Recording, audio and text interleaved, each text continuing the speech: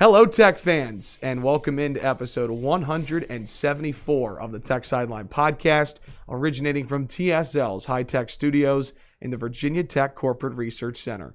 On today's show, Tech Sideline was able to attend Virginia Tech football's practice last week, got to tour the new weight room, the new student-athlete performance center, and we are going to discuss the day that Will and Chris had getting to watch practice and see all the renovations that have been made over by the Merryman Center and more. Looking forward to that conversation. Plus, we continue to preview position groups heading in to the 2021 college football season. For Virginia Tech, we will preview wide receivers and tight ends on the show today. Plus, a little bit of baseball and softball talk. All that and more coming up on episode 174 of the Tech Sideline podcast that gets started right now.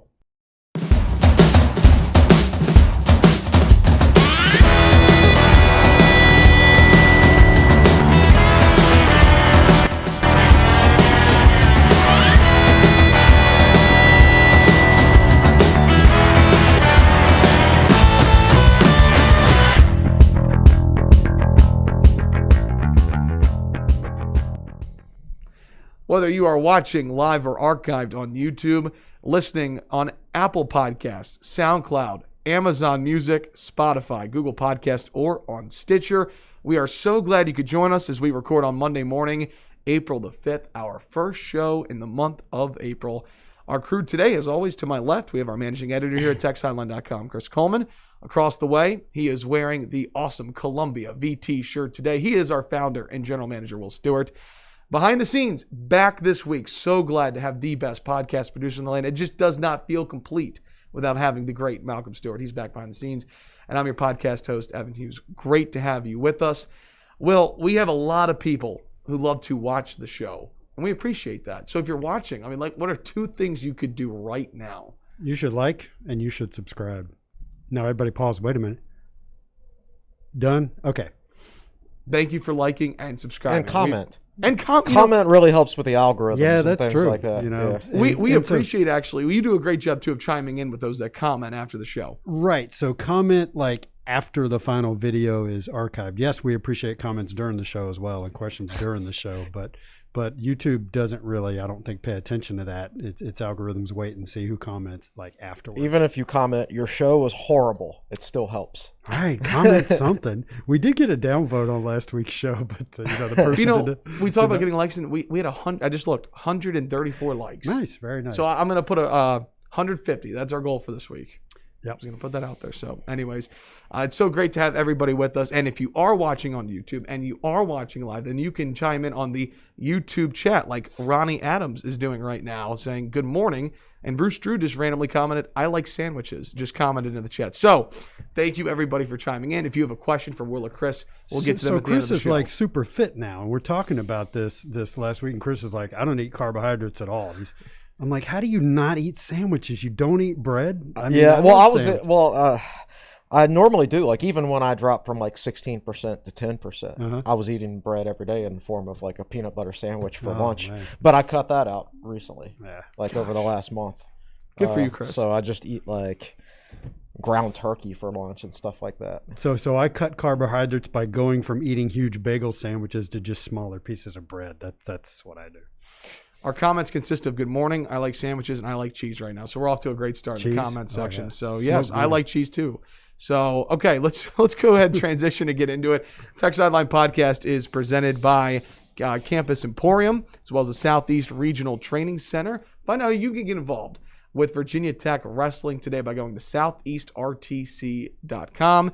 Tech Sideline Podcast also presented by DraftKings, as well as Anytime Fitness. Each new member gets a free fitness consultation, and a program is designed. For your first billing period, you can sign up for $1.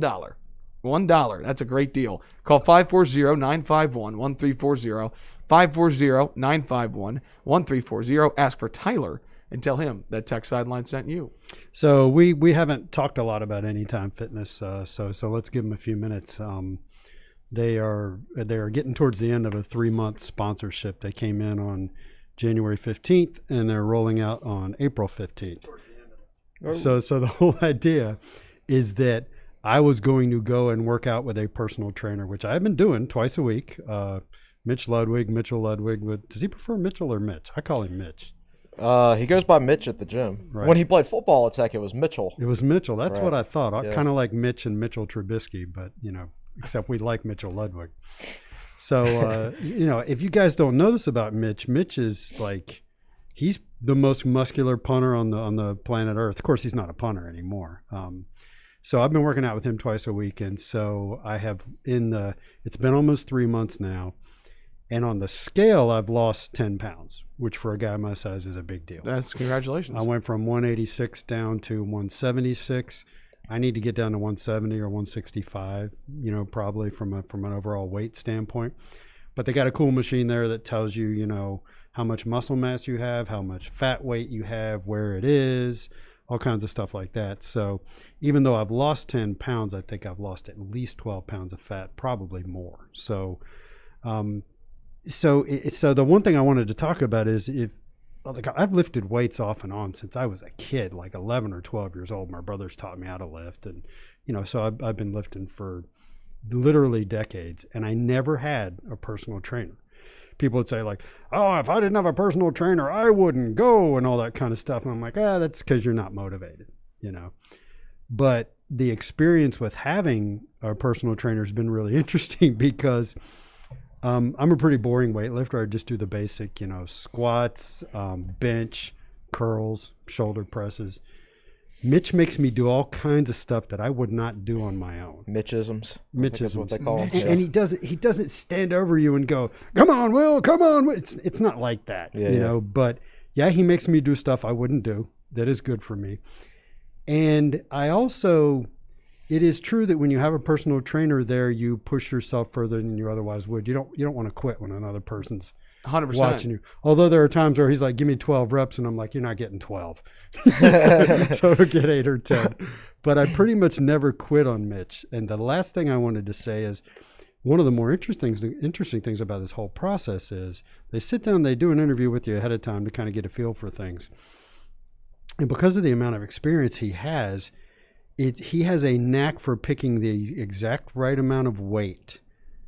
He doesn't pick too much. He doesn't pick too little. Yeah, it's rare when he says, "Okay, get a 45 and let's do this," that I'm like, I pick it up and I'm like, we need to go down to 35 or something, whatever, Yeah. I've been doing this for 3 months now, and there was one workout early on where the deadlifts he had me do at the beginning of the workout were a little bit too much.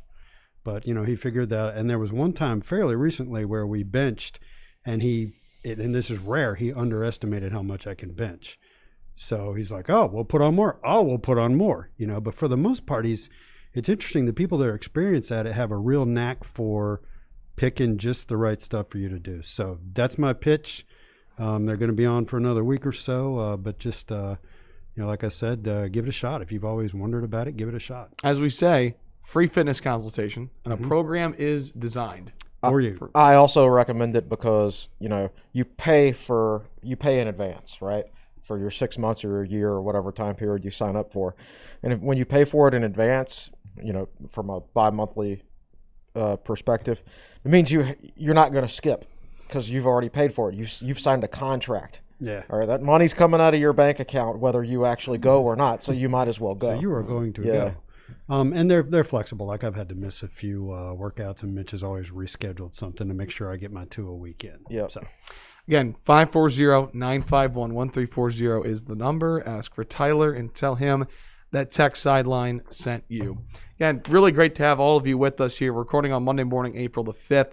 We actually are going to have more time than normal to take your questions at the end. So we already have one from Les. We'll get to that at the end of the show. If you have a question about spring practice, football positions, could be about basketball, whatever it may be, drop those in the chat. We'll get to those a little bit later. We'll talk baseball and softball later in the show, but we will spend the majority of today's podcast talking about Virginia Tech football and the experience that Will and Chris got to have last week as Virginia Tech, the football team, invited media members in to not only watch practice, but go tour the new weight room, see the new Student Athlete Performance Center. So, Will, just your overall takeaways, because there's been so many new things that have been done during the pandemic, and the public has not been able to see it. Right. So what were your overall takeaways from your day with Virginia Tech football? So they officially opened the expanded Merryman weight room. I think it was the first week of March, and I had snuck in there that way back in November. I went over there with my camera one day, and it was the end of the day, and there was nobody around. So I went inside, and now I took pictures of the weight room when it was empty before all the equipment came in, and like literally when they opened it, I think it was around March 6th or so. The equipment like literally came in at the end of the week before. Boom, they got it set up, and they're already using it. So, so I'd been in there, I'd seen the space, and we had a good look at the equipment on a YouTube video that they did with Ben Hilgart, and to pimp our product, Brandon Patterson, just from the brief Hilgart video, was able to write an excellent article for us that's over on the subscriber side about all the equipment in the Merryman Center. And because Brandon knows, he knows a lot about football, but he also knows a lot about strength and conditioning. He's kind of I don't want to say guru, but he pays attention to it, so it was real interesting. Brandon could look at all the equipment and break down everything that they could do. And so Sucking Mitch, you should ask him about it. Yeah. Because I don't want to, we can talk about that. I don't want to go down that path just yet. So it was cool to see the weight room. Now, the thing about the weight room tour was it was given by Pete Morris, who's Director of Strategic Communications, because the strength and conditioning people were actually at the practice at that moment in time. So Pete's walkthrough probably wasn't quite as detailed as something that, say, Hilgart would have done if he had been there. And then we went up and saw the Student Athlete Performance Center, which I'd also gone in and taken pictures before it was fully ready to go. And I was pretty impressed with that. And Chris can get into some of the stuff that we saw, but they did have a crew there, working. And we talked to, I believe, Allison Onion was her name. Allison is Director of Nutrition for Virginia Tech Athletics. Cool last name, never seen it before. Onyon. Yeah. And a softball player at Cornell, I want to say. Cornell, yeah, she played for, and she was a good player too. Yeah. Pitcher. It was, and she said, I didn't record any of this, haven't read any articles that other people have produced, but I believe she said they have 5 full-time nutritionists. They're getting ready to hire a 6th, and I think they have a 7th kind of on a part-time consulting basis. So you're sponsoring 22 sports, and you've got 6 or 7 nutritionists, so they can distribute the work. And it's not just one person handling all sports like it would have been 10, that's 15, impossible. 20. Yeah, that's one person handling the nutrition of 500 plus people. Yeah, that's impossible. So it was cool seeing those things, and I'll let Chris throw in any thoughts he wants to. Like your biggest takeaways when the day was over, what did you walk away saying? This was the coolest thing I saw today. Well, it's obviously I was able to simulate in my head more what it's like to be a football player, because our schedule for the day kind of simulated what a typical day for a football player is when football practice is going on. You get to practice, you get to the indoor facility, which we did. We went to practice, and then as soon as we went to practice, we went up to, or as soon as we left practice, we went up to the Student Athlete Performance Center, which is basically what they do. They go to practice, and then they go to the Student Athlete Performance Center for a meal. And obviously they go to the locker room and change in between. But as soon as they leave the locker room, it's just walk up the flight of stairs. Yeah. A couple stories, and you're there. It's very, very important to, after a 2-hour football practice, the calories you just expended get replenished as quickly as possible. Preferably with a high protein diet. And this makes it possible to do that. In fact, it's basically a requirement now, as opposed to in the past, you turn them loose after football practice, and you have to depend on them. You don't know what they're doing. They could go back home and go to bed. They might have class right away. You can go to Turner Place on campus and get a good meal, but if the weather's like it was this past Thursday, you really want to walk a mile across campus when the wind chill is like 23 degrees. Well, and as Malcolm and I know, real quick, if you're an athlete going to Turner, you're waiting probably about 30 to 40 minutes with all the other students to get your food, because there's no such thing as a short line. Correct. At Turner. Right. And the nutritionists are not in those other. Yeah. So whether a player does what he needs to do right after a football practice from a nutrition standpoint has kind of been a crapshoot here recently. Obviously, you can tell the ones who do it right. Devon Diablo, all you have to do is look at him, and you know he does it right. You think Wyatt Teller did it right? I think Wyatt Teller did it right. He did not miss very many meals. Yeah, so if you remember from last week's podcast, when we were talking to Jake about Pro Day, you asked him who the biggest winner was. You know, who advanced his case for getting drafted the most, and he said Devon Diablo. He said, first of all, you just look at the guy. Right. Yeah. So to me, that's the biggest thing is now you're not turning them loose after practice. They're just going upstairs right after practice, and you know, you can get on TSL, and we'll give a plug for our subscription article. You can subscribe to TSL, read that article, and it's got pictures of the types of food. His Friday Q&A from the end of last week. Was it a Friday Q&A? Yep.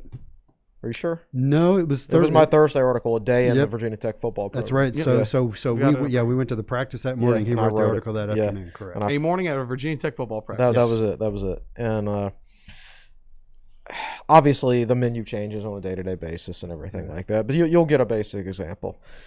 So I think that'll make a big difference with them. I'll keep it short as far as what I say about the weight room, but I was talking to Mitch about it on Friday during my personal training session, and he said you know, he had watched a video of the weight room and everything like that, and the biggest thing was the old weight room, there were only 2 stations for lat pull downs, right? The new weight room, there are 24 because each rack is a multi-use rack where you can bench, squat, and do all the auxiliary stuff. Right? Yeah. It's bigger and it's way more efficient. Yep. Now, obviously, you lift in groups. Like the linemen will lift together, the wide receivers and DBs will lift together, and like the linebackers and tight ends. You know, but can you imagine like trying to get the entire offensive line group through a weight room session with only 2 lat pull down stations? Now you can knock it out just like that. Yeah, almost every player has his own station, just about. Yeah, and that was the biggest point that Brandon made in the article he wrote was that these new, so like, I don't know, you'd have to go from a squat rack over to a bench, you know, but these new stations are designed where you can just do a ton of stuff without ever leaving. You rarely have to move. Yeah. The other thing that stood out is, and this is kind of funny, is how wide the benches were. Yeah, Hilgart talked about that in his video. Because, you know, linemen are 300 pounds and they barely fit on regular size bench presses. I never really thought about that. Yeah, they're roughly twice as wide as a regular bench. Yeah, I would say so, yeah. So the other thing I wanted to add was one of the questions I had up back to the Student Athlete Performance Center was, you know, how closely do they track the athlete's food? You know, not that I've studied any of this stuff, but I thought to myself, you know, you could literally, when an athlete goes and gets their food and goes through whatever line, you could literally track everything they're eating. So those were some of the questions we had for Allison. She said it's not like that. You know, when they come up, we will counsel them. And so they'll talk to the athletes individually, walk them through the lines and say, you know, since your goal is to gain weight, you should eat these things. If your goal is to lose weight, you should eat these things. And so it's just an ongoing process where they counsel the athletes, but they don't crack the whip or anything like that. You know. And you know, it might sound like a lot, you know, 105 football players, but very quickly you start to figure out the players that need counseling and don't. Like, I'm pretty sure if I was a nutritionist over there, I don't think I would have had to have said a word to Devon Diablo all 4 years he was, or 5 years he was at Virginia Tech. Like, there are some guys you know you don't need to say anything to. And then there's other guys you know need extra special attention when it comes to stuff like that, right? So it's not as complicated or as it's spread out as it sounds, because you know the guys who need the most help and who you need to stay on, and you can focus on those guys. So they've got an oven up there, like it's not a brick oven, but it was actually a flame there's an oven. Open flame. Yeah, an open flame for doing pizzas, all different kinds of pizzas. And just random example, you can get the Angus burger or you can get the turkey burger. And I'm sure the nutritionists are going, you go over here and get the beef burger, you go over here and get the turkey burger, that kind of stuff. So I have been to the Student Athlete Performance Center. I didn't go with you guys, but I've walked in there before. And 2 points I want to make. A, the design of it is just really, really well done. Did you guys walk through the hallway that connects from Castle into it. I mean, and for those listening or watching, it's the hallway that went from the concourse in Castle Coliseum to the Bowman Room. Yeah. The Student Athlete Performance Center is what used to be the Bowman Room. Yeah. For those of you who've ever been, and it's to got Bowman like Room. these. What's the best way to describe that hallway? I mean, it's like orange and white. It's got a lot of lights quotes on the wall. Yeah, just you a have to really see it. cool entrance. So back when I went in November, I respected Virginia Tech's wishes to not release photos of these things. So I took photos of the Student Athlete Performance Center, including the hallway you're talking about, and of course the weight room with no equipment in it. And I did put them on our subscriber board. I didn't do a photo gallery out for the main area of the site. But now that they've done all the public display of everything, this week I'll try to find time to go ahead and do a couple of photo galleries so you can see the hallway that you're talking about. It's just the walls are backlit with quotes on them and pictures of Virginia Tech athletics. You have to see it. It's kind of hard to describe. And another really cool feature, I don't know if you guys could tell, but there's a little porch, like very small. You can open the doors that are towards the outdoor part of the practice fields. And That'll I've been be on a the point, nice- there's big chairs. that Yeah, you can sit it's in, like and- lounge chairs. It's like on your balcony or something. That'll be a really nice place to have a meal when the weather warms up. So I also feel like it's a great place to go as a student athlete just to like study instead of having to go to D2 per se. Trey with Turner's already everybody. said he spends a lot of time there. Oh yeah. Thank goodness, because he's one of those that needs to add some weight. And he said, in his comments about it, he said, and I remember when Witt first talked about this project years ago. He had a little session with the media in the football meeting room. This must have been 2017. Wow, okay. And because they were announcing the $16 million donation. Yeah, Right. And this was, I think this was 4 years ago. It's been a while. Mm-hmm. But he talked about the camaraderie that would build amongst not just athletes in a certain sport, but athletes across all sports, that they'll encounter each other up there. And the reason I bring that up is Trey Turner talked about that.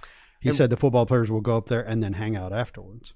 Well, let's compare it to like, let's say you get off work and you're not a football player, you're a regular person. You get off work, you go to your local watering hole, and you meet your buddies who are also just getting off work. Well, this is kind of like that for student athletes at Virginia Tech, except that it's not a bar, it's a restaurant, right? You get off work and then you go meet your buddies right there, and you have dinner or lunch or whatever. And you get to talk about things you don't get to talk about during practice, like I don't know, music, TV shows, things like that.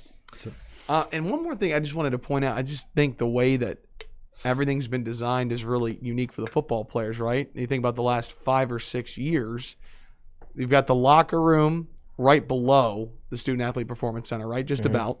Yeah, You've got right the below it. Beamer Barn right to the left, right, with the indoor practice facility, and then those gates can open, and then there's the outdoor field. Then there's the stadium, then there's the weight room, and then there's the Student Athlete Performance Center, all right there. Yeah. Just like a perfect, but you can do everything you need right there. If you get on Google Maps, get the overhead view, and you can just draw a circle right around it, and it's like everything that a football player at Virginia Tech is a part of, needs, is all within, a 100-yard from one end to the other radius, basically. Yeah. And the only way in which, of course, all that got compromised was they originally wanted 2 outdoor fields, but and they wanted to put the indoor facility back in where Stadium Woods is. And if you follow Virginia Tech athletics and have for the last 15 years, you know what that turned into. And so the indoor facility actually sits where there was supposed to be an outdoor field. Right. So if you look around the country at most programs have 2 outdoor practice fields and the indoor facility. I think UNC has 1 outdoor grass field and 1 outdoor turf field that they'll use depending on who they're playing the upcoming week, whether they're playing on turf or on grass. So VT is, I don't know that a program will use 3 practice fields all at the same time, but they do have 2 practice fields. The indoor, of course, has artificial turf. They got the grass outdoor. So they have everything they need. It's just, kind of threw that out there to put things in perspective that most places have 2 outdoor fields. So you guys got to see the new weight room, the Student Athlete Performance Center, and you guys got to go in and see practice. Right. So Yeah, that was the boring part.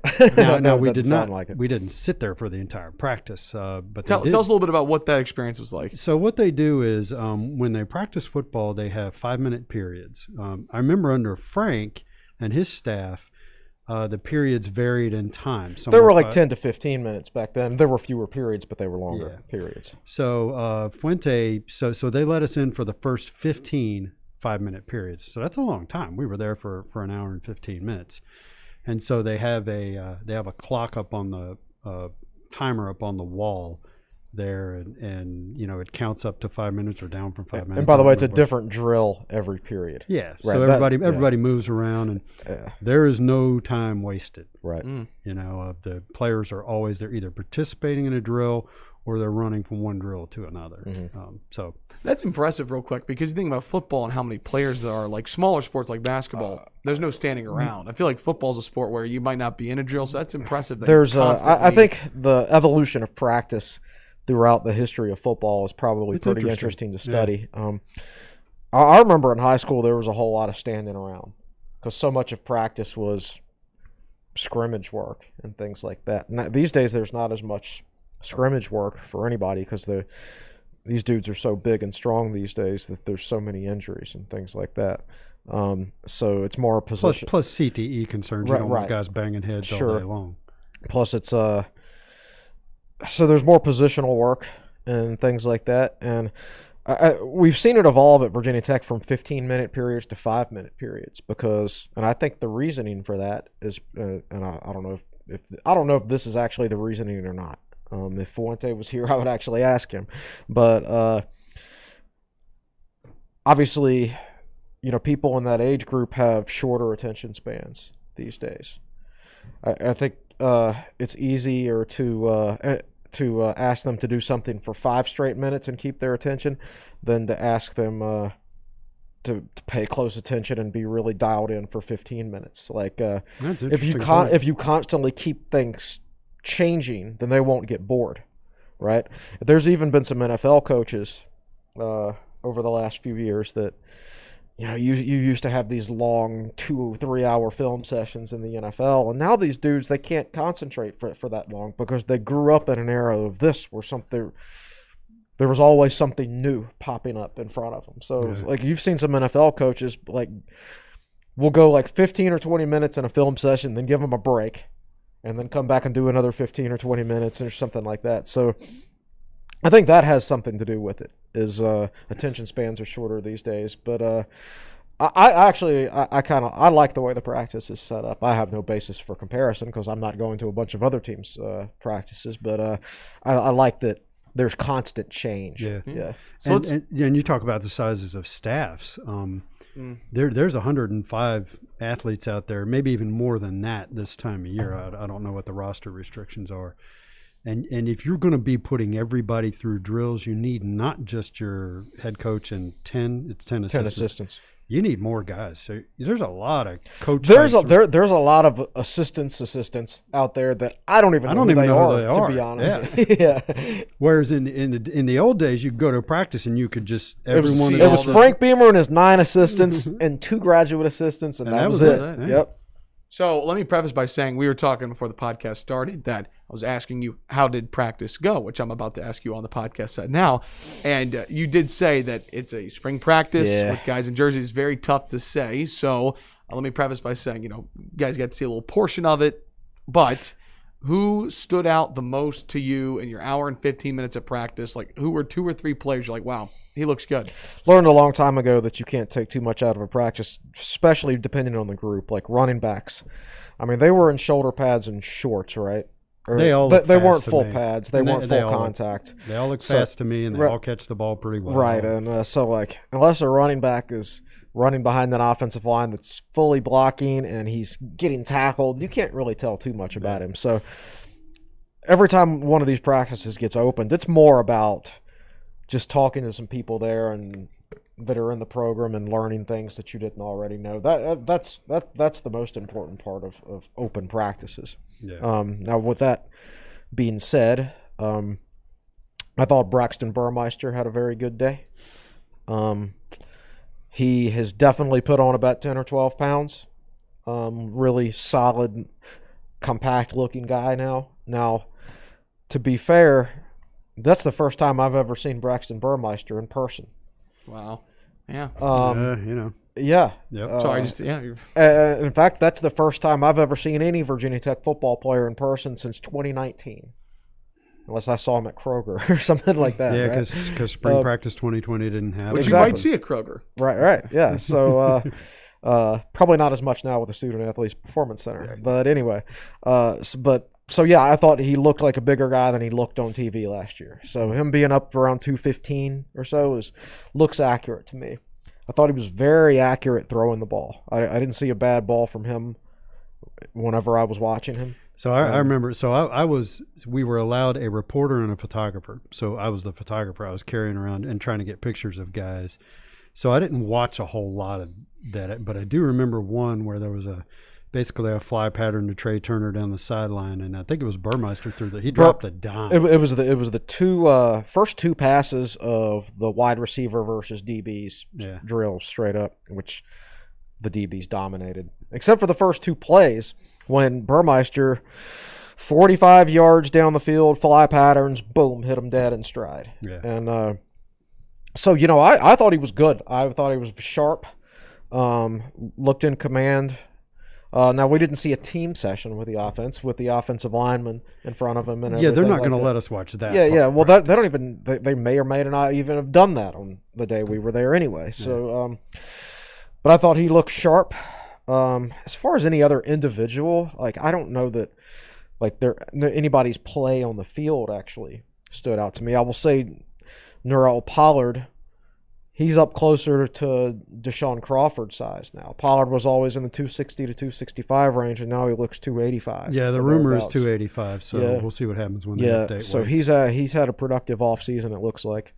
Jordan Williams, that dude looks the part. The transfer from Clemson. Tech's defensive tackle group will feature 7 players with experience at this level, even all the way down to Max Philpott, who earned a scholarship in the offseason, who would be the 7th defensive tackle right now. If you're 7th defensive tackle on your roster, who quite frankly, you probably don't even have enough reps to get him into practice once the season starts and you're game planning for the next opponent.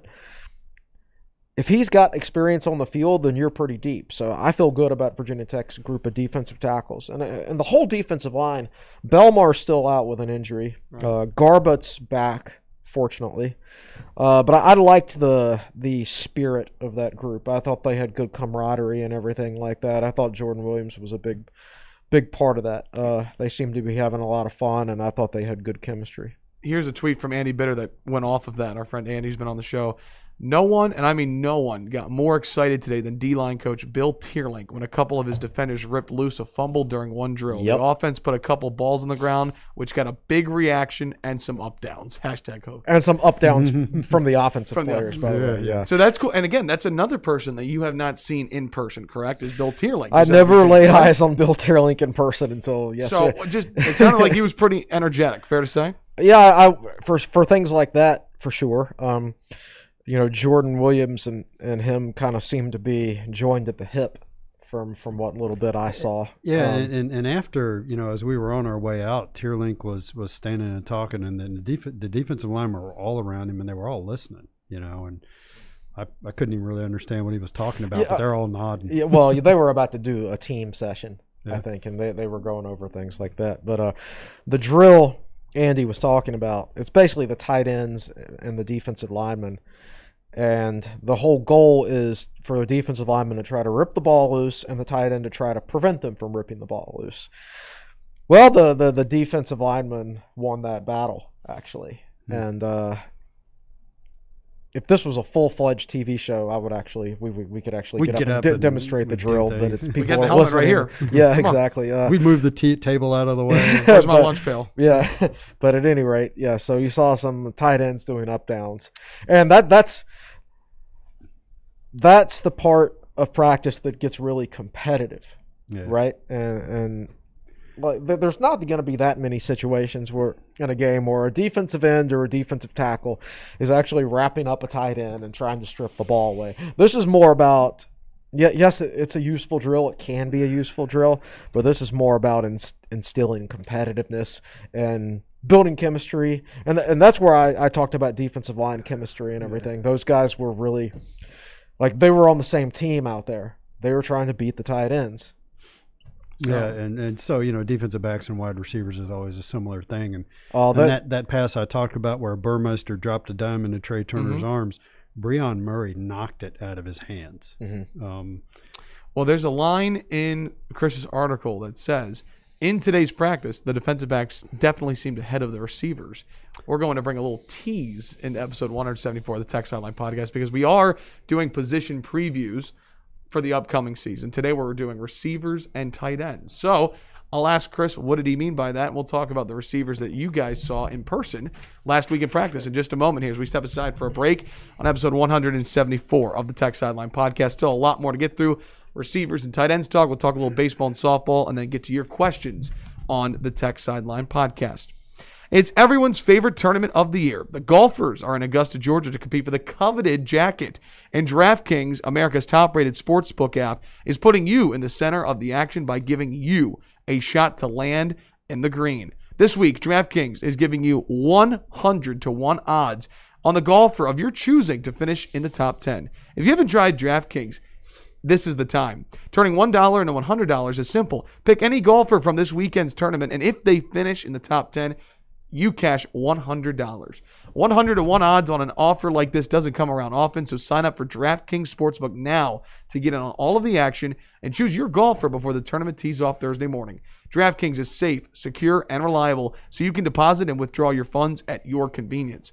Download the top-rated DraftKings Sportsbook app now and use promo code TSL when you sign up to turn $1 into $100 if the golfer of your choosing finishes in the top 10 of this weekend's tournament. That's code TSL to turn $1 into $100 for a limited time, only at DraftKings Sportsbook. Must be 21 or older, Virginia only, new customers only. Restrictions apply. See DraftKings.com/sportsbook for details. If you or someone you know has a gambling problem, call the Virginia Problem Gambling Helpline, 888-532-3500. We'll step aside for a break. When we come back, we preview receivers and tight ends heading into the 2021 football season for Virginia Tech. We're back in just a moment. You're watching and listening to the Tech Sideline podcast.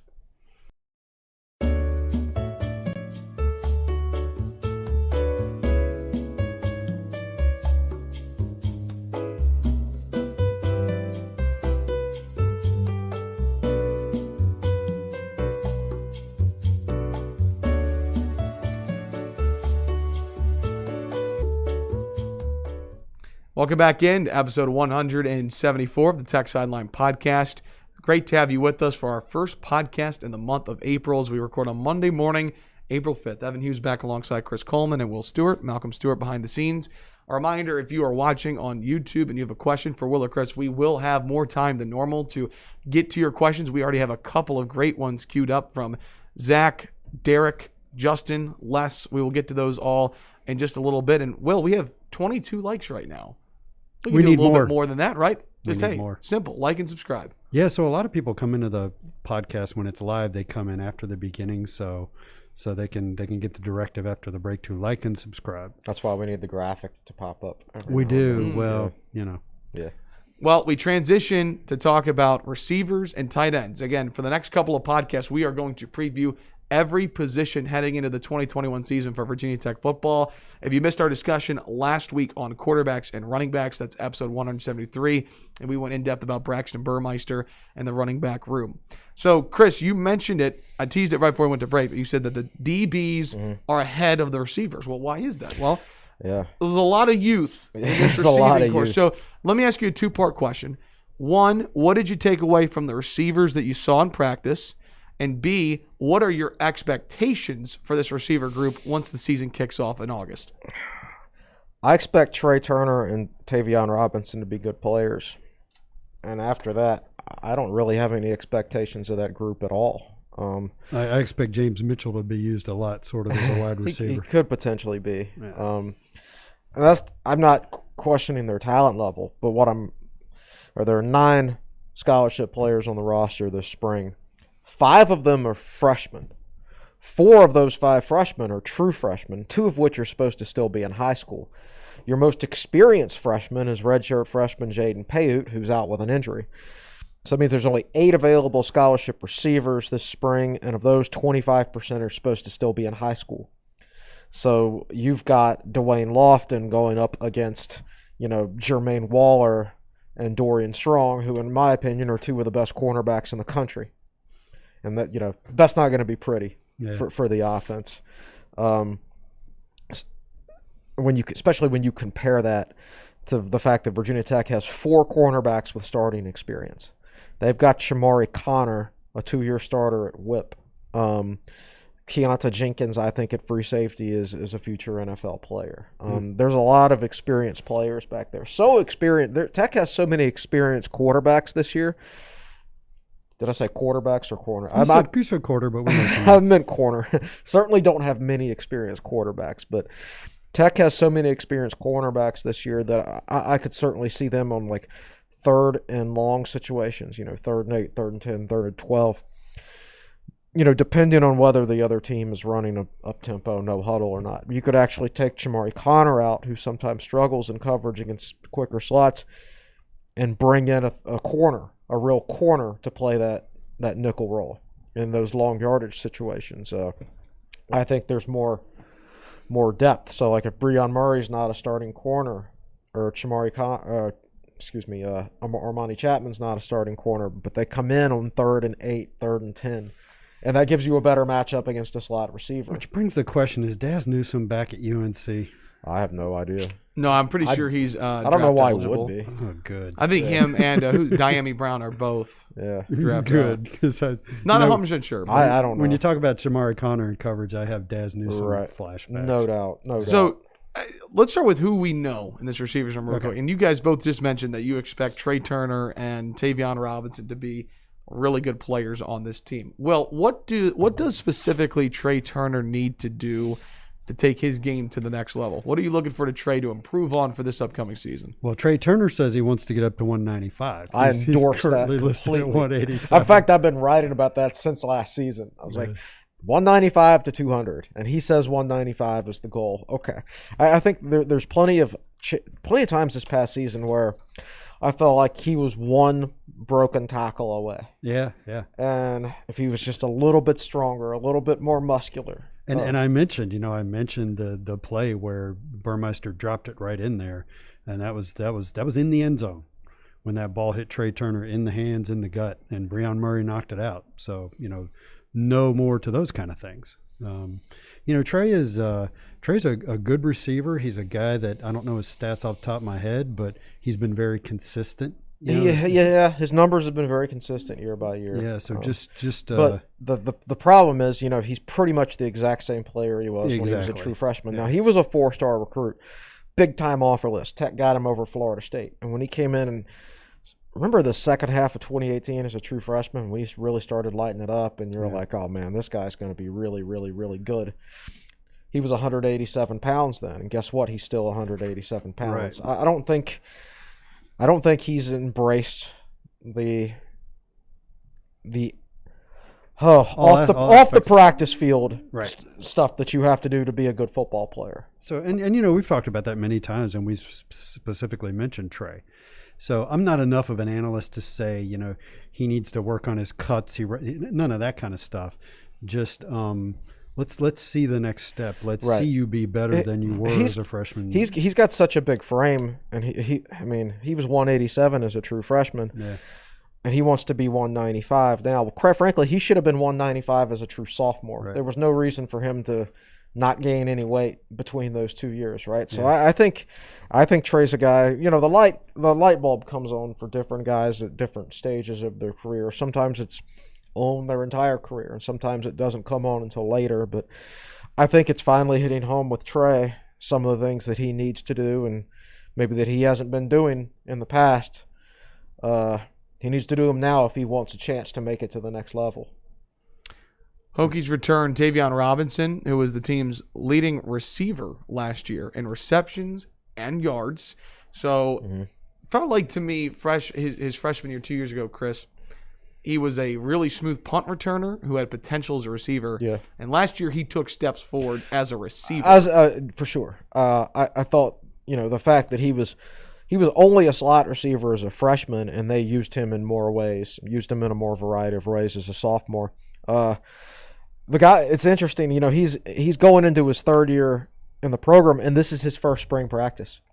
He wasn't an early enrollee. He came in as a true freshman and started right away, and then he was supposed to take a big step forward last spring, and of course spring got canceled. And as it turns out, he still took a pretty big step forward, I thought, as a football player, despite not having spring practice.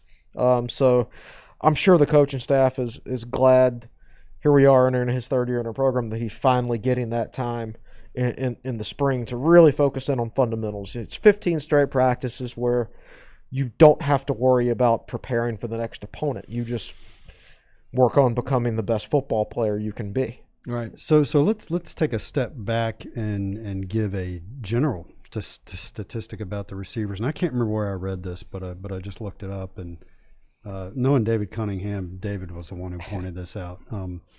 There were only 2 wide receivers last season with over 30 catches and over 500 yards. Trey Turner and Tavion Robinson. Tavion had 38, Trey had 34. Tavion had 592 yards, Trey had 529. Then you've got James Mitchell, Raheem Blackshear, which surprised me. He's the 4th leading receiver in terms of number of catches.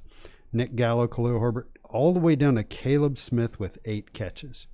So as a group, they need to be more productive. Changa had 3. Yeah. All the way down to Changa, actually. Yeah, Evan Fairs had 2. And both were in the same game, weren't they? Probably at the end of the year. It was Clemson. Yeah. He had 2 against Clemson, ironically. Yeah, so that's kind of a 10,000-foot view of the wide receiver core. And maybe if you haven't, like I'm not the stats guy that I used to be. Looking at that, I didn't know that. That's so there needs to be more production from the wide receivers as a group. Well, yeah, I would agree with that. I think some of that was due to their quarterbacks, and at the same time, I think the quarterbacks were limited by their receivers too, to a certain extent. Like, I think Trey Turner could catch more passes with, quite frankly, Ryan Willis as his quarterback than Hendon Hooker this past year. But I also think Hendon Hooker at times was limited by the fact that his receivers were struggling to get open. Yeah.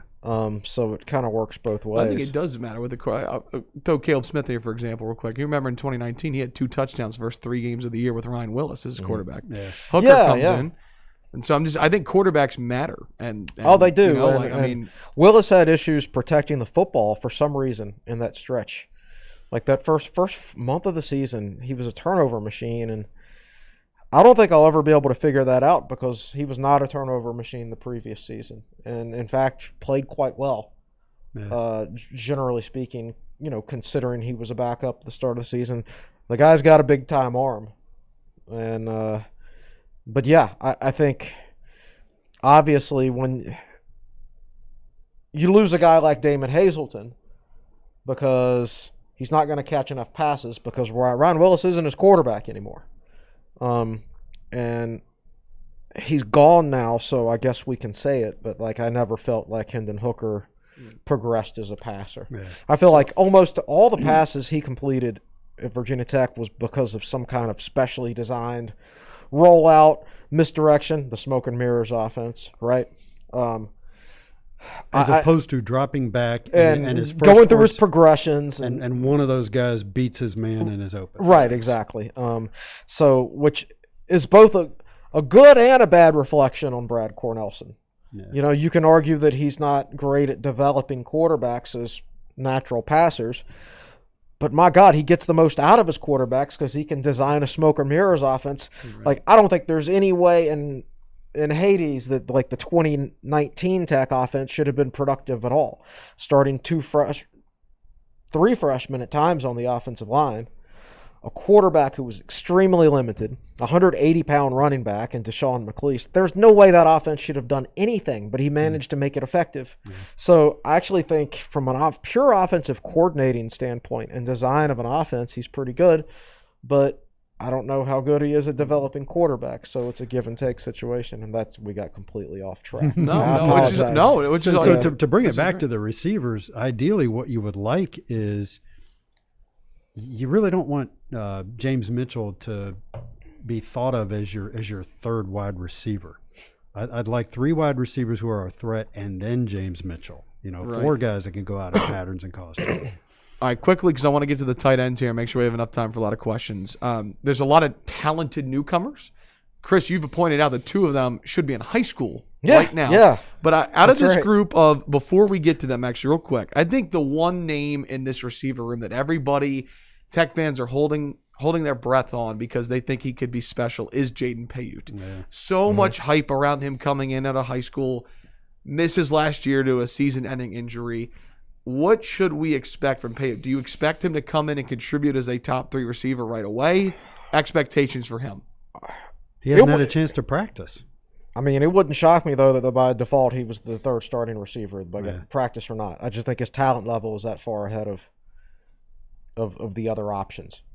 I think he's one of those guys who has his head on straight. We've got some pictures of him in practice last year before he got hurt where you could tell he took the weight room seriously and everything like that. In fact, whenever I talk about him, there's one particular picture that I use all the time, and the dude's just jacked. And the promise of Jaden Payet is the fly pattern, stretch the defense. Right? Yeah, and quite frankly, I don't know how he compares to Trey Turner on a 40-yard dash or anything like that. It doesn't have to be a 50-yard bomb down the field. You get a guy in space, and look, he outweighs Trey Turner by 20 pounds, even though he's 3 years younger, right? That dude works his tail off in the weight room. So he's an inch shorter and outweighs him by that much. Right. So he's a little more stocky and solid. So he's more likely when he catches that ball and the safety comes up and lays a hit on him to bounce off that hit and take it the distance. And he can use his speed, which is very, very good from what I understand, to take a 12-yard slant, break that one tackle, and then go. Yeah. And maybe there's an expectation or a wish that he can be the next Andre Davis if he really is as fast as they say. Well, remember Davis had Vic throwing to him, and Vic had a cannon, and Braxton Burmeister doesn't have a cannon. Well, Vic and Davis were the perfect combination for each other because Andre Davis was one of the few Virginia Tech football players ever that I think had actual world-class sprinting speed. Yeah. Remember the guy went into the NFL and returned 2 kickoffs for touchdowns in one game. Yeah. And he just made NFL players look like they were running in sand. Andre Davis was the only wide receiver in the country that could catch up to a Michael Vick deep ball. And Vic also had enough arm to wait and know he was going to be open and still get it to him. Right. So they were the perfect combination. We saw 2 years later when Michael Vick wasn't in the program anymore, and Andre Davis was just kind of wasted out there because that was his strength, and Virginia Tech couldn't get him the ball down the field. Leverage it. Yeah. All right, so quickly, a final thought on the receivers, and then we'll transition briefly talk about the tight ends. Out of the following names, Jalen Jones, Tyree Saunders, Dalen Wright, Dwayne Lofton. Those 4. Will, I'll start with you and then go to Chris. Give me a name of those 4 you think could be someone who comes on and contributes right away as a freshman. A guy I'm really rooting for. I don't know that I can break it down just from looking at heights and weights on a piece of paper, but Tyree Saunders has always been very enthusiastic about the program and about being here, and he's a guy. So he's listed as 6'0", 196. So he's good size. And he's a guy that I just root for to be successful. Tyree reached out to us to do an interview on him last offseason, and we're like, oh, sweet. So we got Corey or whoever to do it. And it's like, oh, it's cool that he wanted to do an interview with TSL. And then the same week, like 5 Virginia Tech sites had features on Tyree Saunders, right? So he's reaching out to he made himself available. Yeah. So he's going to do very well in the press conference. And press conferences and what's the NIL? Name, image, and likeness. Yeah, the NIL era. Well, I would say. All right. What about you, Chris? Of those 4, of the 4 true freshmen, Wright and Saunders enrolled last year, so they're kind of super true freshmen to a certain extent. But the guy I like out of all of them the most is probably the lowest rated, and that's Jalen Jones. He went to Thomas Jefferson High School. And as you were telling me before the show started today, Thomas Jefferson High School, they have to play all their games on Saturdays because they don't have lights to play on Friday nights, right? They haven't had an FBS player since the 70s. This is historically one of the best one of the worst footballing schools in the state. And not as of late, but historically. Historically. Jalen Jones was a guy, when he was recruited, was listed at 180, 185. He enrolls at 203. He's supposed to be playing his senior season right now, so he's still inexperienced somewhat. But I like that he's a natural receiver. 76 catches, I forget how many yards, 1,300, 1,500, something like that as a junior. He reminds me a lot of Cam Phillips, and he can play on the outside. He can play on the inside. And Evan, you were telling me this, that that one of Virginia Tech's other wide receivers, one of their upperclassmen, has straight up said off the record that Jalen Jones is the best out of those young dudes. He's just turning heads and doing a great. So, and he's the guy I liked during the recruiting process because I just thought he looked like a natural receiver on film. Yeah, here's his numbers real quick at TJ. You're right, 76 receptions, over 1,300 yards, 18 touchdowns as a junior in 2019. And as you said, first player to sign with a Power 5 school at Thomas Jefferson since 1974. Yeah. And that's a really big deal. Yeah. I don't know, just watching his film, he just does a lot of things naturally well, I think. And I doubt he's going to wow you with a 40-time or anything like that. He's just a football player. So while I would certainly prefer to redshirt him and every other freshman in here, I don't think, all right, this list of 9 scholarship receivers, that's not conducive to redshirting every single true freshman this year. I mean, especially when 4 of the 9 are true freshmen. Folks, right? 59 minutes in, first time for the red shirt. Is it? Just want to make it aware. That's pretty good, Chris. That's a record. I think Jalen Jones will play this year. I think a couple of those guys will probably. So the most likely we think to play and contribute is Jalen Jones, and the one we're rooting for is Tyree Saunders. Well, Tyree Saunders and Wright, of course, they're going to play. I mean, they're supposed to be redshirt freshmen. Right. This past year doesn't count.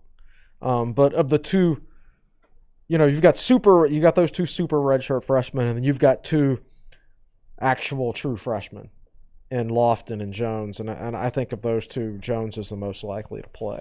Lofton, if he gets on the field this year, they're going to have to change his jersey. Number 30 for a slot receiver. Yeah, he needs something different. Well, as does maybe a couple of tight ends who are in the 90s right now. So let's transition from receivers to tight ends. And listen, we know that arguably the best player on this football team coming back is James Mitchell, right? Someone who might very well be the number 1 tight end in the 2022 NFL draft coming up. Well, we've seen him in the slot. We've seen him return punts out of emergency situations. I mean, he kind of does everything for Tech. Does his role change going into next year more? Does he get more receptions, do you think? I'm still hung up on the fact that he came back. I haven't gotten beyond that. I'm not sure, and I didn't read a lot about it. Chris, do you remember what his reasons for coming back were? Did anybody just thinks he can improve his stock? I guess that's the only reason. And not being a guy who watches the draft closely, I don't know who was available this year that could push him down the board. Pitts is the best tight end in the country, and he's coming out this year. Monster. Yeah. Honestly, by the way, Tech almost got him. Really? That came down to Tech in Florida. Yeah. Heavens. And it was really, really, really close. Total side note, that dude might become a Hall of Fame tight end. They're talking, I mean, there's an argument to take him number 3 overall, a tight end. Tech almost signed him and James Mitchell in the same class. Ooh. Oh, my heavens. And Pitts, Tech was the first to offer Pitts, right? Yeah, pretty sure. Yeah. So I'm just really glad James Mitchell decided to come back because they do need a third guy that they can rely on to catch the football. And I don't see another guy yet in the rest of the tight ends that can fill that role. Yeah, I feel like the X factor who could elevate the offense more if he's involved, Chris, is Nick Gallo. I feel like he's the guy that everyone's talked about as a young player with talent. Is this the year he kind of takes a step forward? Oh, I think his 3rd year in the program, going into his 3rd year in the program, he's poised to have a good year. I do wonder off the top of my head if Dulius has passed him, though, because Justin Fuente, and I want to stress that this is an off-the-record comment. Okay. Fuente made an off-the-record comment to someone recently that he thinks Dulius might be an NFL tight end. He has been a guy who's been patient. Yeah. Well, he was hurt his first couple of years, and he got into the playing rotation and did a solid job as the third tight end last year. And we talked earlier about the light coming on for different people at different times. I remember Brendan Hill back in the day, and he didn't get on the field for Tech until his fifth year, right? And then he had a very good season, senior season. Until right. Oh, Dooley is 6'5", 240, redshirt junior. Right. So, Chris, help me remember, was there a time earlier in Julius's career where we weren't sure if he was going to be a tight end or a wide receiver? If you recall, when he was a true freshman, I guess this was 2017, when Tech, that was basically the year they just had Cam Phillips and nobody else. Yeah. And they were really struggling in the red zone, and they pulled his red shirt and played him in the Boston College of that game because they felt like they needed another red zone threat. So he played maybe like 4 snaps in that game. That's back when red shirts, if you played a single game, you lost the red shirt. Right. And, but he got hurt in that game. What a shame. Yeah. So they got him a medical. Okay. Yeah, so he was still able to redshirt. The rule back then was it was like 3 and you had to be hurt or something like that. And I don't think Tech ever told us he was hurt. They just played him in that game and then didn't play him again. Right. So we were sitting there going, what the heck did they do that for? Right. Right. And then you find out later. Yeah, that's right. So I do think in that game he lined up as a receiver. That rings a bell, yeah. And when he played in high school in Charlotte, if you go back and watch his tape, he was an outside receiver. Okay. Yeah. So Julius, Gallo, and Mitchell. To me, I'll be honest with you. Like when I think about this Tech team, Will, and all the different position groups, like we're going to talk about defensive line next week, right? I mean, that's going to be a fun position group to watch, and the DBs have some young players. But to me, the tight ends to me are like that cool, like X factor. Like you just don't quite know. They could be they could turn into the best position group, arguably, on this team. I think. The good thing about the group of tight ends is there's no unknowns there. There's nobody you can say, oh, well, I think that guy can be a pretty good player, but he's good. No, this is 3 solid guys in here at tight end. But I would like to be surprised by Julius catching 20, 30 passes. Sure. Something like that would be Sure, very cool. that would be cool. Don't know if he's going to have the opportunity, but... And then quickly, you mentioned it in your article that's on Tech Sideline real quick. I just want to highlight Wilfred Penne real quick. Please. Because how cool is it to have a football player from France on your team, right? Yeah, I mean, that dude's huge. So, Will, what were your impressions from 6'3", 240? And Chris mentioned he could maybe transition to defensive end one day. So his high school film at defensive end was great. Okay. Yeah, and I don't know about that 240. He looks bigger. Oh, man, he looks 255 or 260.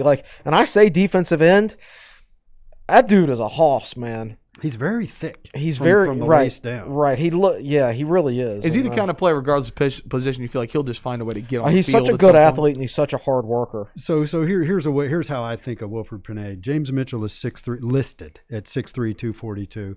Penne's listed at 6'3", 240, and they look very different to me. Penne's just a thicker set guy. Yeah. Penne, I like for a lot of reasons. I already mentioned, talent level, work ethic. I think the recruiting process from high school players recruiting them to college in the States is, I don't like it. I've said it before. You get people on Twitter begging 16 and 17-year-old kids to come to their school. And some of these kids are going to get big-headed, and they're not going to work as hard. Because you got grown men, for some reason, think they need to spend part of their day doing stuff like that. That's another story. Wilfred Penne came up in France where they don't do that. He's had nobody kiss his butt. He comes to the States, didn't even know the language. So he had to learn the language while learning the game of football. Picked up wrestling in the process, by the way, and was one of the best wrestlers in New England. I follow this guy on Instagram, and he's putting up his kickboxing videos. Wow. I'm sitting here watching him punch a punching bag, and he's got such quick and powerful hands. He's getting his foot up above his head in these kickboxing stuff. So what are you going to do with this guy? He's still raw as a football player. Is he and there is a language gap or language. I mean, yes, he speaks English. He probably speaks better English now by the book than the coaching staff and his teammates, and that's the problem. That they're speaking a slang English that he doesn't know. He only knows English that he learned in a book. So there's certain things where he's like, what are you talking about? I don't know what that means. Some of this football terminology can be difficult too. Even if you grew up in the States, football terminology can be difficult. So you got to overcome things like that. But I think all the tools and the intangibles are there for Payet to be really, really good. I don't know if it's going to be at tight end or on the defensive line. Don't know if it's going to be this year or next year. Right. Assuming he would redshirt this year, maybe? Redshirt, and he would have redshirted this past year. Now here's the problem. Like, he's one of 3 true freshman tight ends on the roster. Now, he was recruited in last year's class. So he's been here a year. Right. Jared Gibble and Jack Holyfield were recruited in this year's class. Now, here's the problem. It's going to lead to attrition down the road. You got 4 true freshman wide receivers in one class. Well, 2 of those were from last year's class, and 2 of them were the 2021 class. But because of COVID, they all count as the same class. So you can't get any spacing. It's harder to get spacing between these guys. Like, how in the world Jared Gibble, Payet, and Jack Holyfield all going to redshirt in the same year? And how are you going to keep them all happy with playing time over the course of their careers, assuming they're You all probably good can't enough to redshirt play? one, right? Is that you let one play and then try and get some Yeah, separation but that way? You might let him play, but is he going to take away snaps from James Mitchell, Nick Gallo, or Drake Dullius? Probably not. So you at that point, I guess you play him on special teams, maybe. But you want to waste a red shirt on just to play a guy on special teams. Maybe with Payet you do, because he basically redshirted last year to a certain extent, even though it doesn't count as one. I don't know. It just takes the whole roster management thing up to another level that I'm sure everyone wishes it was not at that level. Well, these guys all get paid a lot more money than we do to figure that stuff out. Well, and guess what? None of them are going to be able to figure it out because there's only so many. All right, you're trying to win football games. You're not trying to make, I don't know, Dallin Wright happy, right? So it's like, and I'm not criticizing, right? I'm just picking a name off the list. Like, yeah, I could play him 10 snaps a game if I really wanted to and keep him happy and he stays in the program. But when those 10 snaps I put him in the game, I have to take out Trey Turner. Does that really help you win football? Right. So, and then let's see, and I lost this game because of those 10 snaps, and then I got fired. So ultimately, I got fired because I was trying to keep a freshman happy. Right. You can't do both on a lot of occasions. So. All right, so we're very close to getting your questions on YouTube. Again, if you're watching right now, drop them in. We've got a couple of right now. But I'm going to do this. I'm going to assign baseball to Chris. I'm going to assign softball to Will because it was a big weekend for both of those 2 sports. And so let's start with baseball. Let's do a quick, just 60-second update. Honestly, it was a terrific series for the Hokies this weekend against Boston College. What was significant? What do Hokie fans need to know? Why was this weekend important for Tech baseball? Very important because they only went in the weekend with 2 of their 3 starters. They had to win a bullpen game on Friday night, and they lost it, right? They came back and no. It was a Thursday. I'm sorry, Thursday. Yeah, because everything got pushed forward. So the first game of the series, you felt like we really need a good outing from the starter. Offered to save our bullpen for the rest of the weekend. Well, they didn't get it, and they lost the game, right? However, Okuda, who came in through 7 innings. Right, so that helped save arms for the rest of the weekend. But still, at that stage, you're like, well, we've already lost with one of our starters, and this is not setting up to be a series win. But it turned into one because slowly some more pitching depth has been developed. And the defense has gotten a lot better. Mm-hmm. Like Kevin Madden looks like a different player right now than he did a month ago at third base. And so imagine that. Like as soon as you get better relief pitching and as soon as you get better defense, you win 5 out of 6 ACC games. So if you weren't paying attention over the weekend, Tech won 2 of the 3 games. Boston College won Thursday 7-3 and led Friday 5-0. And it's funny. I was watching the game a little bit. I was taking an exam, listening to Lays and Wells, and I remember my mom came in and she's like, "Are you watching the game?" I was like, Tech had struck out 12 times, could not catch up to a fastball. I mean, did not look good. And then I stopped watching because I had to take an exam. Down 5-0 in the 7th, 3 innings away from losing the series to Boston College. And I believe there were 2 outs in the 9th, by the way, with bases loaded, down by a run, and Madden 2-run single, just kind of squibbed into right past the second baseman. Long story short, Virginia Tech is now tied for first in the Coastal Division at 9-7. Right. 11-7. 11-7. Gotcha. Yeah. And yes, my bad.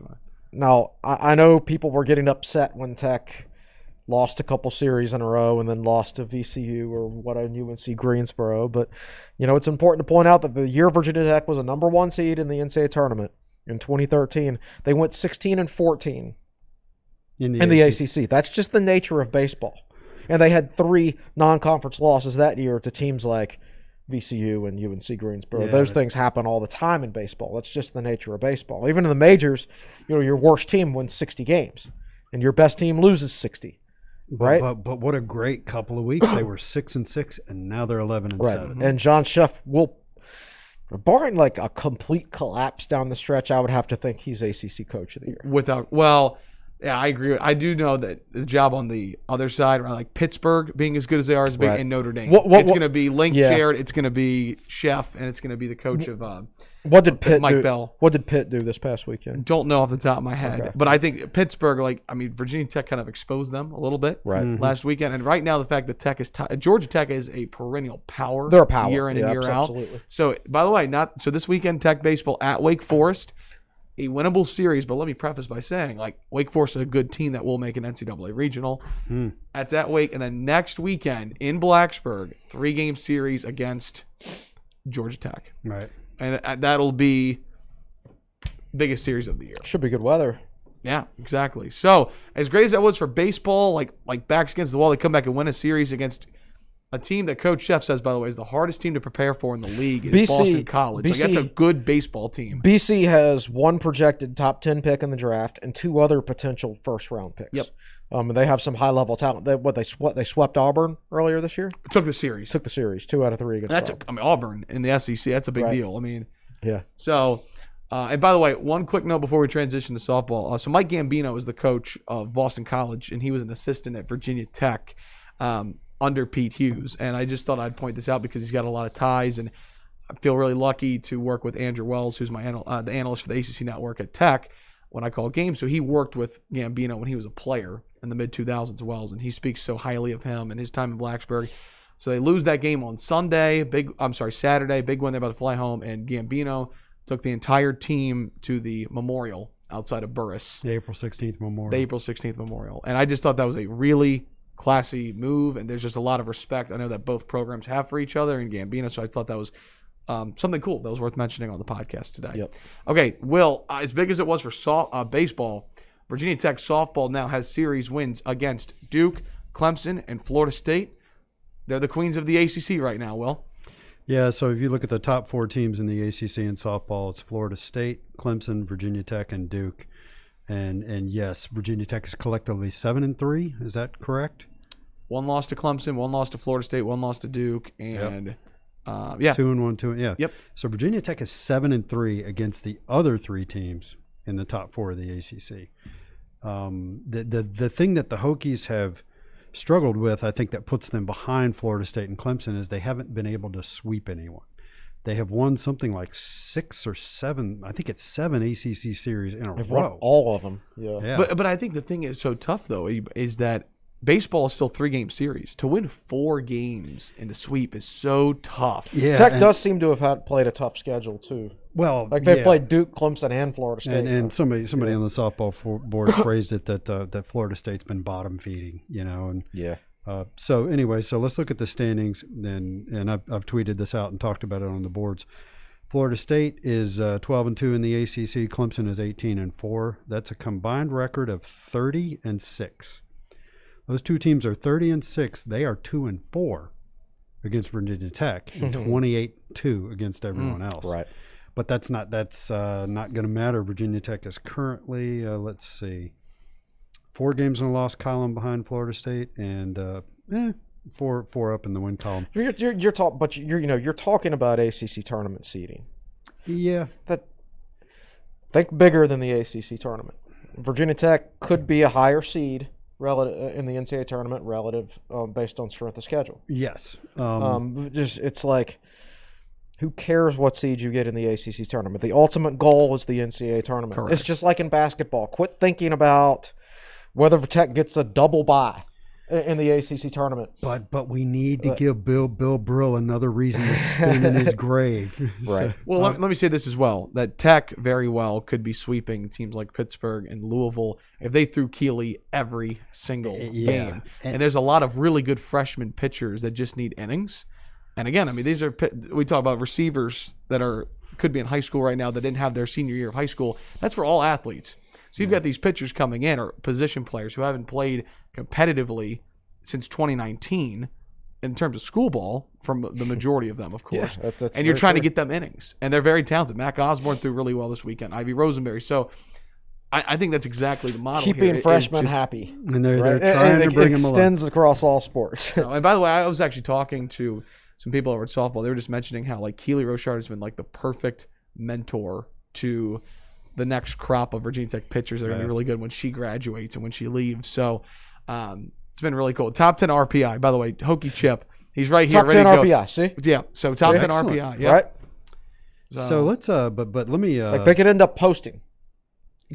That's another really good point. I think Virginia Tech softball has a very good chance of hosting a regional this year. Would you? I prefer to do both, of course, but would you rather host a regional or be the number 1 seed in the ACC tournament? Because they aren't mutually exclusive, right? I think it's hosting a They're regional. not necessarily. Absolutely. I think 10 times out of 10. Yeah, right. absolutely. So like Tech might not be the number 1 seed in the ACC tournament, but they might host a regional, whereas Florida State and Clemson may not. Well, and again, what defines an ACC champion too? It's the tournament. Right.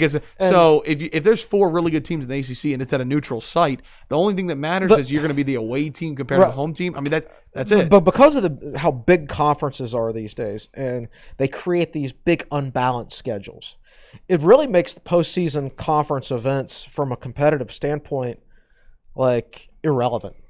Like this isn't me talking trash on Virginia Tech. This is just stating facts. Virginia Tech had by far the easiest schedule in men's basketball this year. They got the number 3 seed, but they only got the number 9 seed in. Were they a 9? Yeah, a 9 in the. No, a 10. A 10 in the NCAA tournament. Right. There have been years in the past where Virginia Tech. I want to say like they've been lower seeded in the ACC tournament, been higher seeded in the NCAA tournament because they faced a tougher schedule. Is what I'm trying to say. Yeah. So like Tech lost like 11 games in 2007, but they played such a tough schedule that they were the number 5 seed in the NCAA tournament, right? So I almost think, or I understand that tradition is the ACC tournament, do as well as possible, and everything. But I think sometimes I feel like the traditions of conference tournaments create expectations from the fan base, when in reality our focus needs to be on the NCAA tournament. That's the most important thing. Yeah. Anyway, real quick, I want to point this out that Chip Grubb hosting is going to be crazy. NCAA is predetermining sites this year, and those will be chosen 3 weeks before Selection Sunday. Why? And I think that's because of COVID. I think that's part of the. So I think that's the reason. So that's a great point. No. Now you've got a track record here where Blacksburg is not willing to have people come in from outside. That's true. So yeah, I would be shocked if Virginia Tech. Okay, we're not going to host. Never mind. Let me rephrase by saying if this was a normal year, there would be a very good chance of them hosting. Right. So here are some fun stats. They put this up during the broadcast on the ACC network Saturday, I think. I don't think it was Sunday. I think it was Saturday. And Damian Salas was responsible for feeding these stats to the ACC network. Angela Tincher and Keely Rochard. Did you see this one, Evan? I know you saw my tweet. No, actually, I have not been on Twitter a ton. I don't know if I saw this. So through 88 appearances, this is a comparison of Angela Tincher and Keely Rochard through 88 games. Tincher's ERA was .99. Rochard is 1.69. Tincher had 54 wins. Rochard has 58. So 4 more wins. And we all know that's about the hitting support. They each have 70 complete games through 88 starts. Tincher had 18 shutouts. Rochard has had 27, which I find interesting. Innings, 509 for Tincher, 459 for Rochard. And I think that's because Tech is run ruling a lot of teams these days. That's partially responsible. Yeah, there are games where Keeley pitches 5 innings instead of 7. Sure. Now, of course, strikeouts are the thing. Now, Keeley Rochard strikes a lot of batters out. She's not Kat Osterman, Angela Tincher level, but real quick, you want the innings pitch? I just want to make this point, not to cut you off. Okay. You know why? Because the offense wasn't there for Tincher. Oh, I know. Right? Yeah, the run absolutely. rules just wasn't a possibility. Sure. So I just wanted to point that out. Sorry. Absolutely. Right. So through 88 appearances, Tincher had 966 strikeouts, and Rochard has 618. So Tincher, basically, there were times you didn't even need to put a defense on the field. She was just Tincher had so let me run over those numbers again. 509 innings, 966 strikeouts. That's almost 2 strikeouts per inning, and that's basically what she did for her entire career. Is almost 2 strikeouts an inning. That's nuts. Mm-hmm. Now, meanwhile, Rochard is 459 innings, 618 strikeouts. So that's like 1.3 per inning, which is still quite good. Oh yeah. Yeah. Well, remember Tincher no-hit the Team USA. Yes. Which, by the way, you got to strike out a lot of people. I personally feel like that is one of the most underrated moments in Virginia Tech athletics history. Absolutely. I know that football and men's basketball, I mean, those are the sports, and that's where a lot of people pay the more attention to. But that Team USA team had won over 120 games in a row. You're talking about the best softball players in the world. Would that be like men's basketball beating the Dream Team? Yeah. Yes. That kind of thing. That's pretty much what that would Angela be. Tincher she should have been on that team, and she got left off it. I think there were some things behind the scenes that, I don't know why. Jenny Finch was a big star back then, and I think Finch pitched that game against Virginia Tech. I think she did, but there's also many pitchers. But bottom line, she should have been taken on that team. And some about she wasn't, and she goes out there and no hits them. Tech won 1-0. They manufactured a run early on, and Tincher made it stand. So, it's cool. In the Beamer barn, the Beamer lost an indoor practice. You look up, and there's a couple of banners of different sports, and Angela Tincher's there. I was like, she is one of the greatest athletes to ever play at Virginia Tech. I mean, if you made a Mount Rushmore and, you didn't give football and men's basketball bonus points for being revenue sports, right? If everything theoretically was equal, she would be on the Mount Rushmore. So I remember a conversation I had with Whit Babcock years ago, and I don't remember when. I think he was thinking about what to do with the softball program. And I don't know if Scott Thomas had been let go or if Whit was just thinking about it, but he asked me, he said, a question to the effect of, how do Virginia Tech fans feel about softball? And I said, well, it is more popular among Virginia Tech fans than you would think. And I said, if you talk about beloved athletes at this university, Bruce Smith, Michael Vick, Angela Tincher is way up there. And so I told Whit, she captured the imagination of Virginia Tech fans. And the other thing about softball is it's an easy sport to watch and understand. It's everybody played baseball when they were a kid, played softball, wiffle ball, whatever.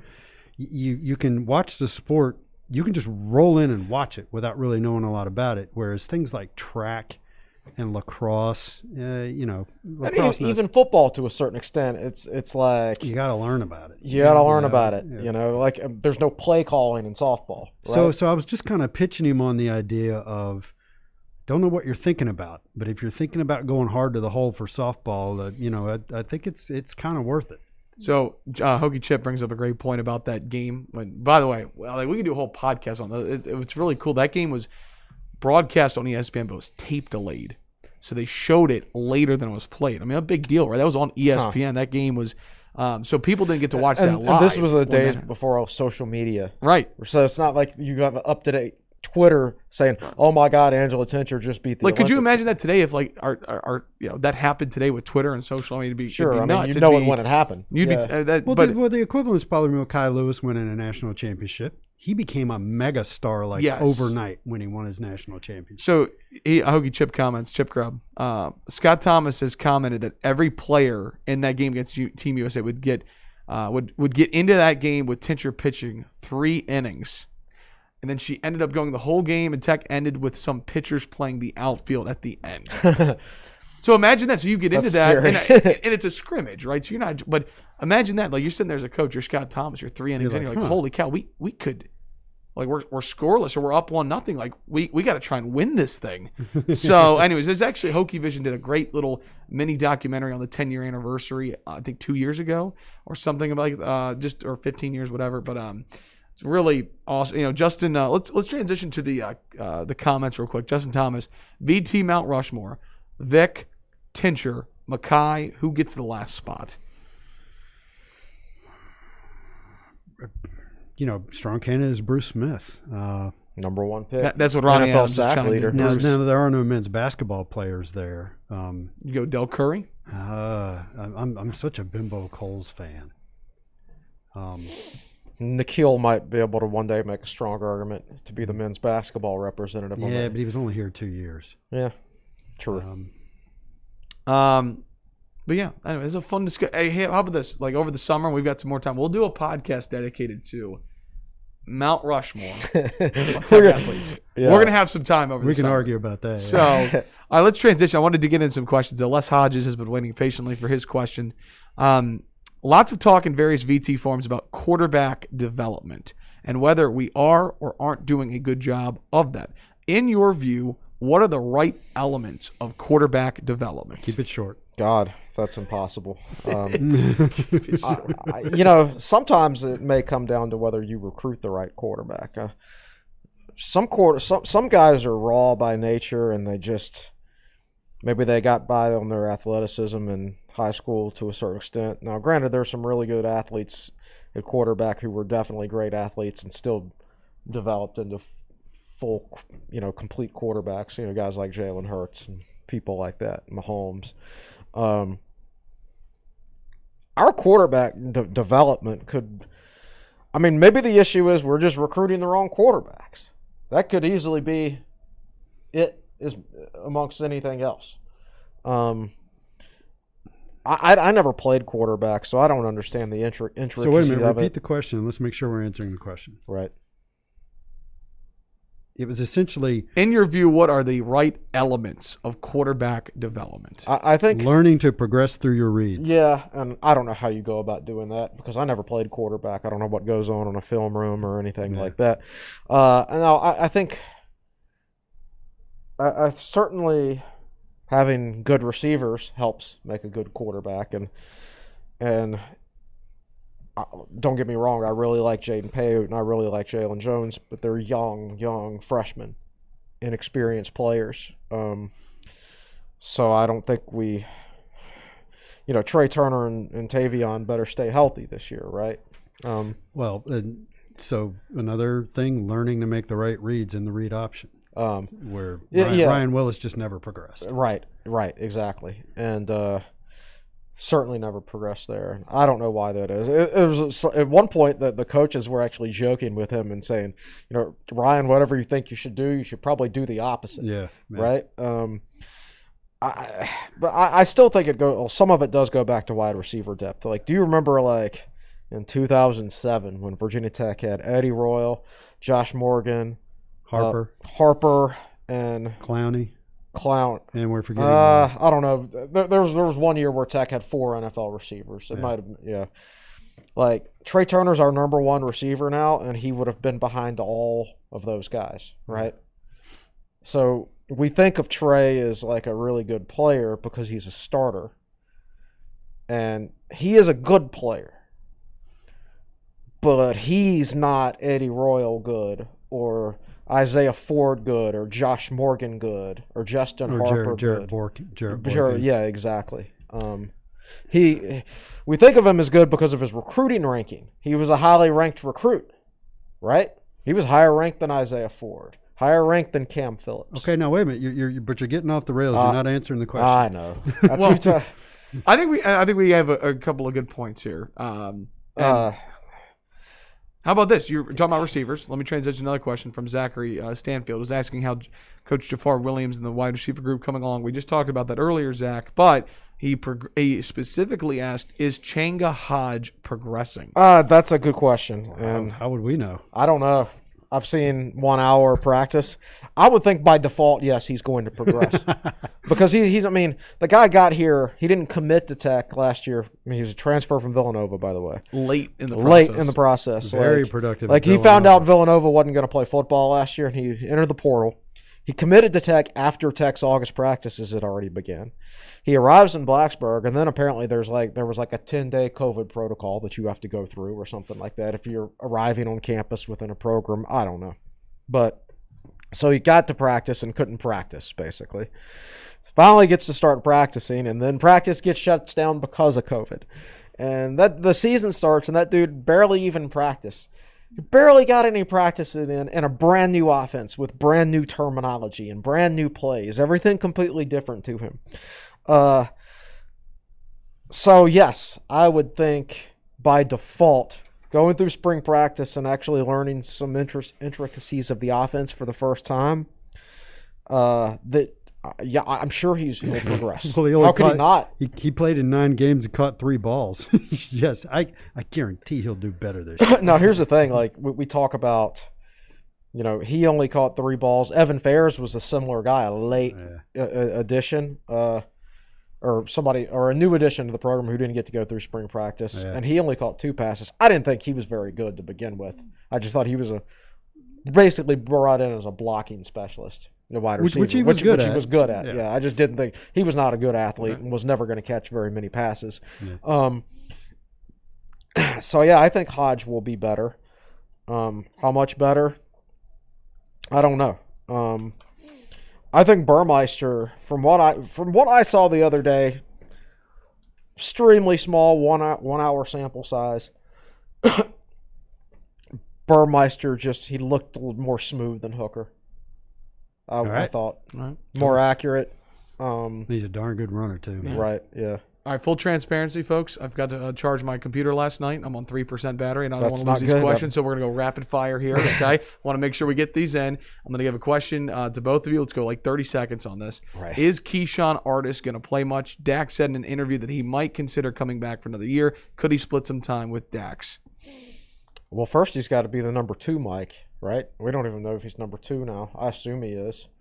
Most of that is going to come down to Dax. Mike is considered Dak's most natural position. The one time he got to play Mike, though, this past year against Liberty, was his worst game. One of his worst games. Definitely his rushing game from a rush defense standpoint. Yeah. So I think whether Artis plays any or not, it's more about Dax. Yeah. Okay. Another question from Zach. Starting units on offense and defense look pretty solid. Who's starting to serve as a backup for Tisdale and Connor? Oh, yeah. I would expect Nasir Peoples maybe to be the backup whip. That's where he was before when before he blew out his knee. Yeah. And like I said earlier, they could use a cornerback there in long yardage situations too. Yeah. And who was the other? Backer. Backer. Gosh, I don't know exactly. I don't have the depth chart in my head. I'm not good at these kind of questions. I need a roster in front of me. Yep. But I think the guy they recruited from Marshall, the transfer. Right. If he's eligible, you're eligible this year right away. Yeah. That's certainly a possibility. Oh gosh, the guy, he was a freshman, a true freshman this past year, played on special teams from the 757. He was a safety. And now he's a backer. He's 6'4", 215, and he looks like a monster. You can't remember his name. You can't remember all that stuff. Not Etude. Etude's a freshman this year. Etude's a true freshman this year. Yeah, I'm blanking too. I love all these football questions. Everyone's all fired up here for football. How about this? One more from Jacob Yates while you look that up. Anything positive to report on the recruiting trail for football? I mean, it depends on your definition of positive. My definition of good recruiting doesn't necessarily match up with everybody else's, so I'm not the best guy to ask there. There's just no news, basically. Okay. How about yeah, and I'm sure if he's asking about recruiting, he probably follows this. The crystal balls are all turning for Gunnar Givens to Virginia Tech, and I don't know. There's just not a whole lot going on. You know, Wait, this is going to be a really, really small class. Right now, technically speaking, Virginia Tech only has room for 8 players in this class. right? Because of everybody gets an extra year and blah, blah, blah, right? Now, they'll end up signing more than that because of attrition. But if you're expecting this to be a highly ranked class with 8 or 10 players in it, all of them would have to be 5-star or 4-star players for that to happen. The player I was talking about is Lakeem Rudolph. Right. Ed Backer. He looks the part. I think highly of Dean Ferguson too. At Mike. These are all young players, redshirt freshmen and such though. Yeah. One more question on the basketball front. We know Coach Young is targeting a post player. Any insight into the top names we might target? Any shot of the kid from Furman, even though he's more of a 4 and not of a true 5? I haven't. Yeah, paid I'll be honest. I have not been looking a ton. I need to. We run so much content these days, and as managing editor, my focus is generally on the articles we write. And then when it comes to recruiting, like you just see recruiting sites out there, it's their full-time job to know recruits' names. Yeah, and that's like, not us. That's not us. My philosophy on recruiting is someone commits, and then I look at them and determine whether I think he's a good player. Tech has offered in football 300-plus guys, right? Yeah. And generally, I can't keep up with all that. Drive. And then add basketball to it. So generally speaking, like our philosophies are to, unless it's a big name like Gunnar Givens, who we know Tech's heavily recruited him. Like I'm going to focus on Tech's recruits after they commit, after I know who they are. And most basketball recruits, and this includes transfers, you don't know who's on the board until they announce. I mean, I knew Jalen Cone was a top 100 recruit, and Tech was recruiting him heavily. But because he was 5'9", I assumed he was a point guard, and I didn't know he was an elite shooter. Right. I didn't know anything about him. I just knew he was a top 100 recruit, right? Anyway, you know, when you ask us questions like, how's it going with this recruit? How's it going with that recruit? You know, who's on the board? Who are they recruiting? We don't know that. That's not really what we do. We don't know that stuff. Nonetheless, appreciate everybody's questions today. Really some good ones. And it all started with good morning. I like sandwiches and I like cheese. So I'll always remember this podcast for these comments at the beginning. Chris is the best managing editor in the land. And I know we've got a lot of great content coming up this week as always. You know, gotta say, we always talk about Brandon Patterson. Like, he's the man. Like, his articles are awesome. So, is he sending one in this week? Yeah, he already sent it in. So that's what I'll be editing and posting this afternoon. Oh, I don't know. Continuing the Tech offense? Okay. Yeah. I just know he sent it in. I haven't read it yet. You see the name and you're like, okay. Yep, exactly. So we'll have that today. And I forget which position I'm on in order of my spring previews. I think I moved to defense now. You've done offensive line, right? Yeah, I think I've done every offensive position. You've done everything, yeah. Yeah, so moving on to defense now on that side of the ball. And I will try to get some pictures out of the weight room and of the Student Athlete Performance Center. Right. Will Stewart, the photographer, excuse me. Yeah. Awesome. Well, guys, great show. You know, it's funny. Before the show today, I was like, kind of a light show today. Here we are again, an hour and 40 minutes in. So this was great. Great content, great stuff. And really enjoying talking football again, because that's kind of next on the horizon is Virginia Tech football is about a couple months away. So, all right, gentlemen, any closing thoughts? Anything else we need to get through? No, I don't think so. I'm just very excited because the weather's getting good. Yeah. Thank goodness. You are not going to see below freezing temperatures yes, again. the last cold day of the year was Thursday. The day Virginia Tech, just out of all 15 practices, they chose the coldest day of the entire in the spring morning to at open 8 o'clock. 8 o'clock. Yeah. Thanks. All right, well, that'll wrap things up. Episode 174 of the Tech Sideline Podcast. Don't forget to follow us on Twitter. We're at Tech Sideline, but Will's on Twitter at Will Stewart TSL. Chris is on Twitter at Chris Coleman TSL, and you can stay up to date with everything going on with Virginia Tech Athletics. TechSideline.com is our website. That'll do it for us. We hope you can join us next Monday here for another edition of the Tech Sideline Podcast. For our managing editor, Chris Coleman, our founder and general manager, Will Stewart, the best podcast produced in the land, behind the scenes, Malcolm Stewart. I'm your podcast host, Evan Hughes, saying so long. Thanks so much for watching and listening to episode 174 of the Tech Sideline Podcast, presented by DraftKings, Anytime Fitness, as well as the Southeast Regional Training Center. Have a great week, Hokies. We'll talk to you next Monday.